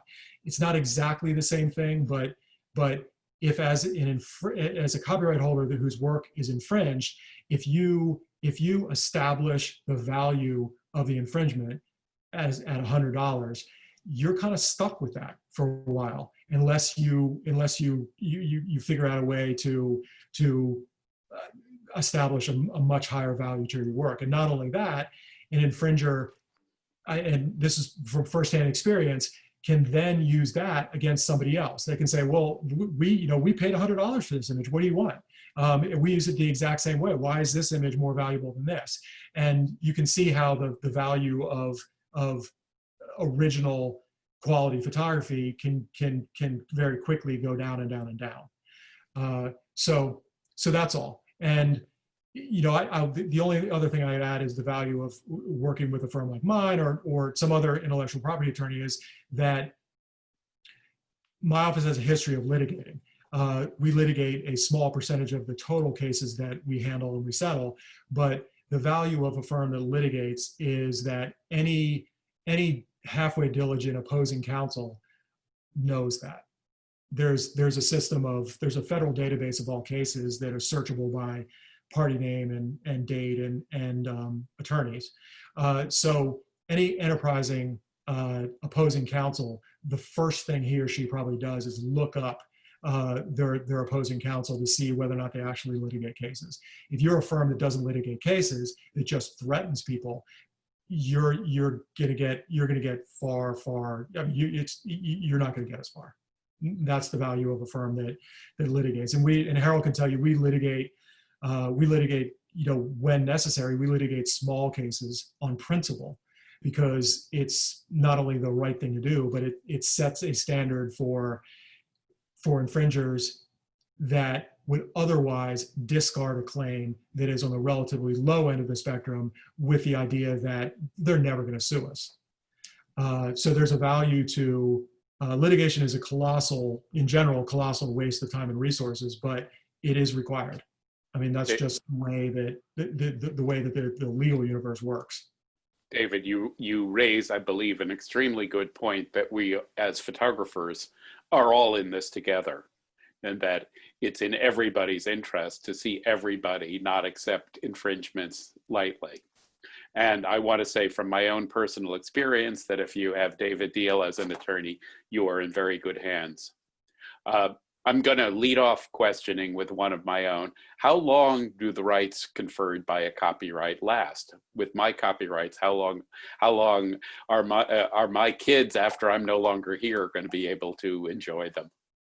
Yes, so that's a very good question. So it's changed over the years, but currently in the United States, a copyrighted work is under copyright by the author or whoever the copyright owner chooses to assign the copyright, or it can pass through intestacy or by will, or but a copyright in a copyrighted work lasts 72 years after the death of the author. So for instance, if a copyright holder takes a photograph and dies the next day, the copyright is not extinguished by the death of the author. It's held by somebody for 72 years after the date of the death of the author. that works in strange ways as well. So the copyright for a photograph that a copyrightable work that Harold captured when he was 10 years old, and a work that he captured the day before he passes away, are both subject to the same limitation, which is the date of death of the author. So effectively, the image from when Harold captured when he was 10 years old has a dramatically longer life under copyright than the work that was captured the day before his death. If only I could know then what I know now, and have the and have the cameras I have now. Many of us did start photographing early, but we didn't know to copyright till later. I'm going to ask Phyllis to roll some of the questions by, but I've seen one going by that I want to start that off with, and that is, the question is, what if I photograph somebody else's artwork? And I think what the people are really asking is, can I do that? And I will say that if it's in a public place, certainly you can do that. Yeah. But then I think what they're really asking are, what are the implications to a piece that I make that includes somebody else's work in it? Yeah. Yeah, that's a very good question. It's a very good question that I get. I get this very issue brought to my attention by opposing counsel all the time. I have a case right now that is being litigated as we speak that has that issue in it. It's a photograph of a very expensive house with a very expensive sports car in the driveway. It's a very high-end image of this scene. It's not photojournalism. It was, my client was hired by an entity to photograph this scene for a very specific purpose. It involves a building, it involves a car, it involves a driveway, it involves all the sophisticated lighting, it involves a context. But the design of the car is I don't know for a fact, likely copyrighted. It's a new Porsche that is parked in the driveway. The design of the house is very likely copyrighted. It might not be registered, but it's very likely is a copyrighted design. Those two things don't prevent the image from being copyrighted. So even if I were, the bottom line is, the image at issue in this case is copyrightable. There's just because there is other copyrighted material in the image doesn't necessarily preclude copyright protection from the image. In the extreme, if you were to photograph if you were to photograph a very isolated, very carefully lit profile of a Porsche car with no background, no context, you probably still aren't over the edge, but you may be close to being, the Copyright Office might be close to turning down your application for registration.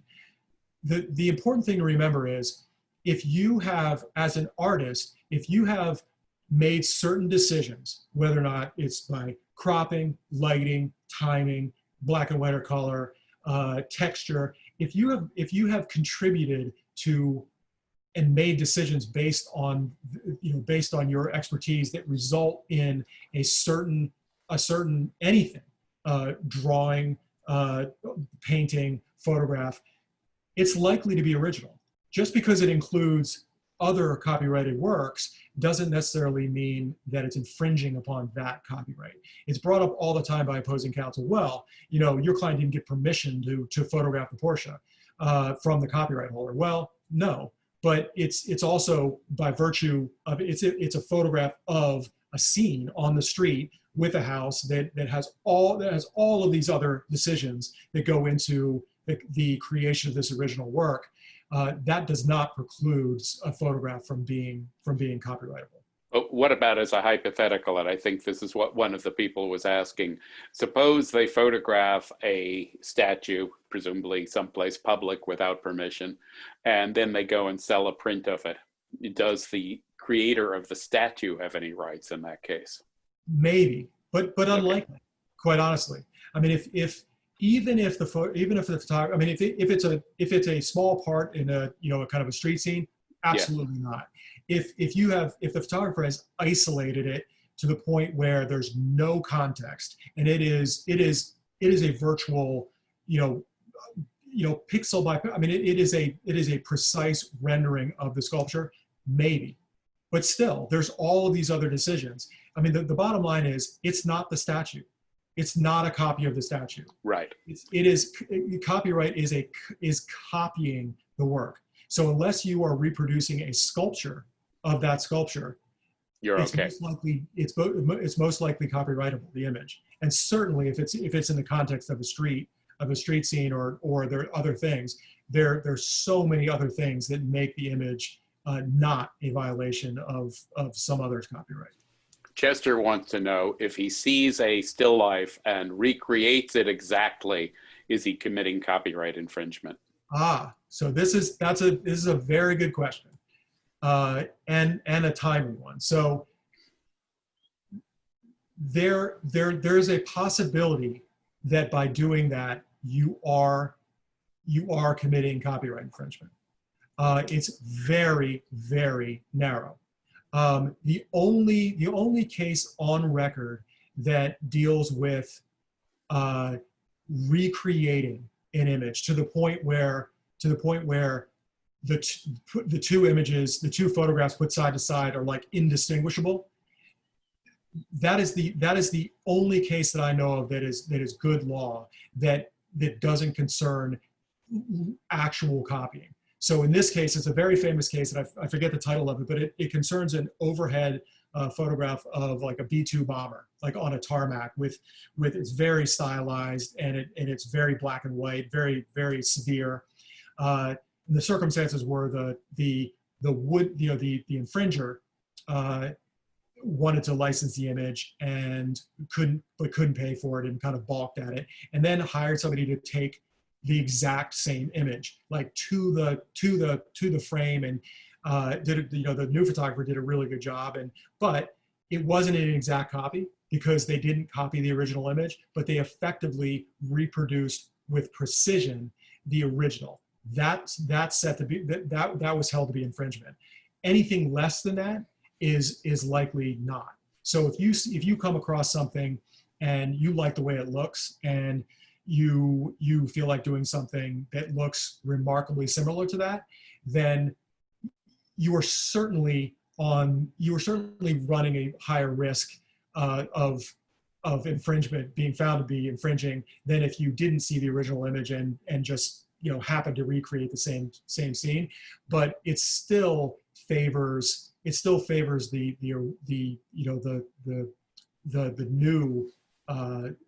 new author, in that, in the end, it's not the same. You are not copying, you have not made a physical copy of the image. You have done your best, and the odds are you're probably doing things slightly different than the original author.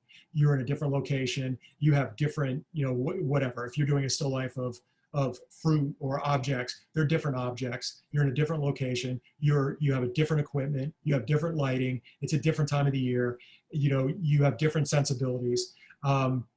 What hurts you in that situation is if your intent was to make an exact duplication. Like if there's some kind of statement or some kind of, something that's uncovered that where you have put in an email or something like, gosh, I just can't afford this image and I'm just going to do my best to copy it, virtually, then maybe. But still, if you are not actually copying the work, you are normally on the right side of things. Okay. Edward, I'm not quite sure what this question is, but he says, what about street photography of a person on the street, candid with no release? Well, certainly you're allowed to make that photo, and certainly it's copyrightable. Perhaps the question is, does the person who's photographed have rights? That's a very good question. That it comes up all the time, and it's a great question. Harold is right. There's nothing preventing you from copywriting the image. The person or people that are captured in the image have no standing to prevent you from copywriting the image in which they're in. They just don't. The big line in, I mean, from a straight copyright point of view, they have no say. Just because they're in the image doesn't mean they have any rights when it comes to, and they have no rights to prevent the copyright of that image, or they have no right to exert that they're somehow the copyright holder of the image themselves. And you know, you may laugh at that, but that was the precise argument that opposing counsel made in a case of a client of mine who takes street photography of celebrities, and the celebrity, after they copied my client's photograph to you know, their Instagram site with 20 million followers, made, you know, with a straight face, made the argument that she was joint copyright holder with my client because she was the subject of the image and she contributed to the image by posing a certain way and smiling and so forth. I kid you not. But it's not exactly a copyright image, but another legal issue that involves images with people in them, is that images with people, there is a very big line between editorial use and editorial and fine art use and advertising use. So as a commercial photographer, or even an amateur photographer, if you want to license a work that clearly shows somebody in it for advertising use, you must get a model release. So that's the big line. Editorial use, if you sell your street photography to a magazine or a newspaper, no problem, no model release is needed. If you're going to display fine artwork of your street photography with people walking down the street, no model release necessary. When you cross the line into advertising, where some company is utilizing somebody else's image and likeness to brand something, then you are in a completely different territory, and you need a model release. Takeaway would be, if you are marketing your work through a stock agency and you have people in it, you need releases. Yeah. I had a question from Jillian, who sent it to me via email. What is the situation with sharing images on social media, e.g. Instagram, Facebook business page? Are they not intended to be copied and shared? This is a great question. This question that very question was posed to me arguing a fair use case in front of the Fourth Circuit Court of Appeals about a year and a half ago.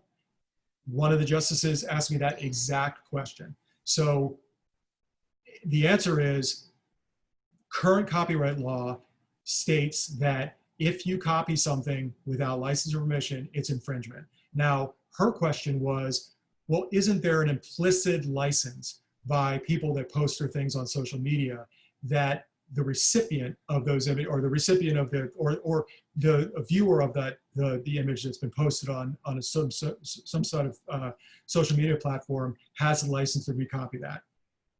And the law is being written.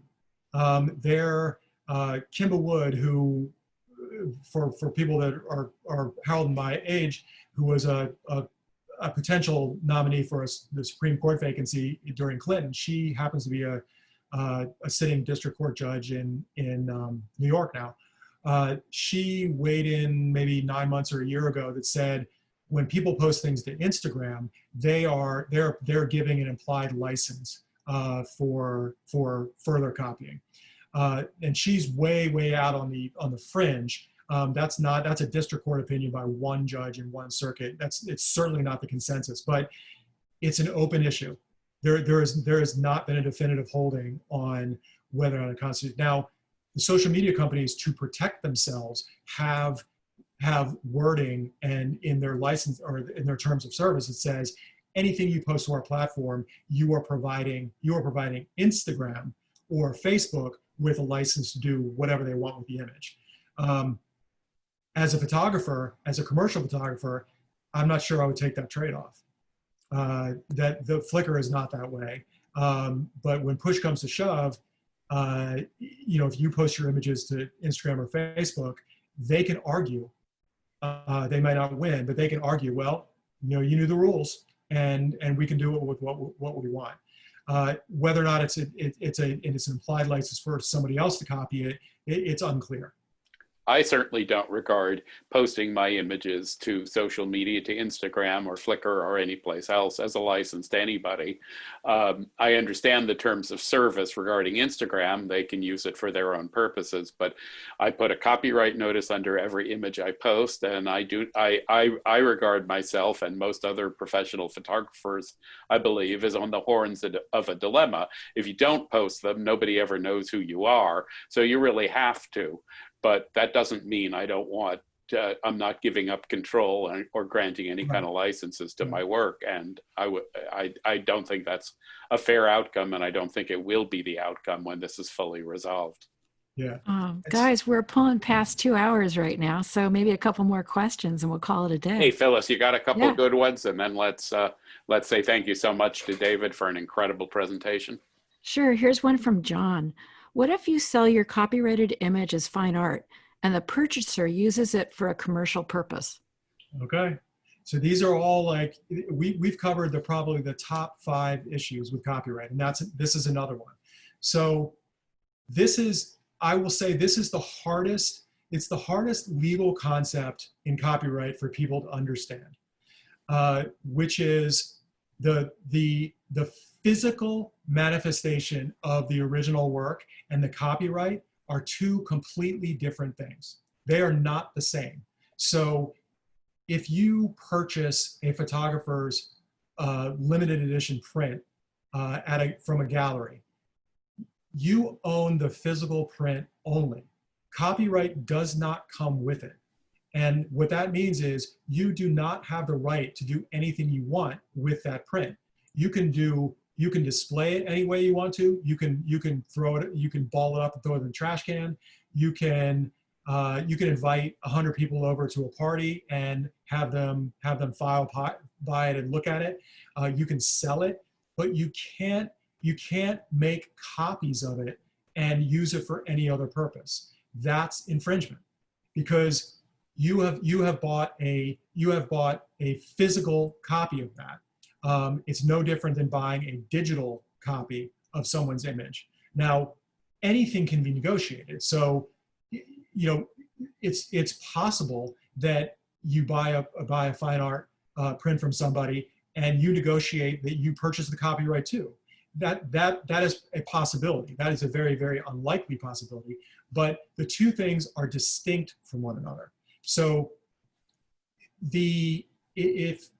if anyone, this concept still, no matter how many times I explain it to some people, people don't understand the difference between the physical and the copyright.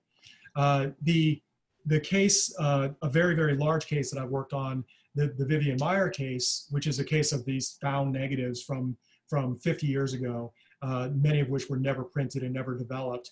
The finder and the legal owner of the physical negatives and the physical prints does not get copyright with the discovery and the rightful ownership of the prints and the negatives. Copyright is something completely distinct that stays with the author and however it is passed down after the author's death. In this case, it was by intestacy. So whoever's determined to be the photographers whose work was found, rightful heirs, the copyright, until it's extinguished 72 years after the author's death, copyright lies somewhere. It just doesn't lie with the person that found her prints. Those are 2 different things. The person that found her prints and her negatives can spread them out on his living room floor and roll around in them all he wants, or put them up on his wall, but he just can't exploit the copyright, because copyright is with somebody else, not him. Just one point there. Intestacy means dying without a will, first of all. Correct. And secondly, in some jurisdictions where there's an artist's moral rights statute in place, such as California and France, that you may not, in fact, be able to roll around on prints or roll them up and put them in a wastebasket. That's a good point. It's a joke. True, but a joke. I think there's a $10,000 value threshold in the California statute, but then you're not allowed to destroy it. You're in some sense considered the custodian. I mean, if someone would be nutty enough to destroy a Edward Weston print or something, we can't just let them because it's the world's heritage. Right. All right, I think we should call this a wrap. Thank you very, very, very much. David's website, Phyllis has posted it a number of times, daviddeal.com. I see a last question. What's happening with Vivian Meyer's photographs? I believe it's still in litigation. Is that crazy or true? Stay tuned. It's we have a hearing in about a month. That's kind of the step before the final step, but there will be a determination by the court probably within about 18 months. And following the chat screen, David, you'll see how appreciative people are of what you've done here. And I think this is a really great piece of educational piece of information. And thank you. I can't thank you enough, David. You're very welcome. Okay, bye.